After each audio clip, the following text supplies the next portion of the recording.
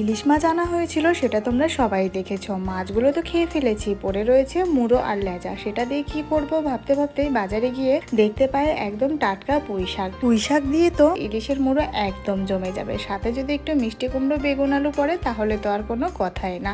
পুঁই শাকে তোমরা কি মশলা দাও গো, কমেন্টে জানিও তো। আমি তো জিরে আর শুকনো লঙ্কা ভেজে তুলে নিলাম, আর কোনো মশলা দেবো না। আর তেলে একটু কালো জিরে ফোড়ন দিয়ে মুড়োগুলো ভেজে তুলে নিলাম। ওই তেলের মধ্যে আলু আর মিষ্টি কুমড়োটা সামান্য নুন হলুদ দিয়ে কিছুক্ষণ ভেজে নিয়ে বেগুন আর ডাঁটাগুলো দিয়ে দিলাম। তারপর শাকটাও দিয়ে দিলাম ঢাকা, 3-4টে কাঁচা লঙ্কা দিয়ে, কারণ শাকটা দিয়ে তো নাড়তে পারবো না, কড়াই ভরে গেছে। তারপর মশলাটা শিলে বেটে নিলাম। শিলে বাটার রান্নার স্বাদই আলাদা, আর আমি বেটে রান্না করতে একটু বেশিই ভালোবাসি। ঘন্টটা বেশ কিছুক্ষণ নেড়ে চেড়ে মুড়োটা দিয়ে ভেঙে চুড়ে একদম মিক্সড করে দিলাম। তারপর দিয়ে দিলাম সামান্য চিনি, টেস্টটা ব্যালেন্স হওয়ার জন্য। ঘন্ট থেকে তেল বেরিয়ে এসেছে, আমাদের ঘন্ট একদম রেডি। তোমাদের কেমন লাগলো কমেন্ট করে জানিও, ভালো লাগলে একটা লাইক দিও। খেতে কিন্তু দুর্দান্ত হয়েছে।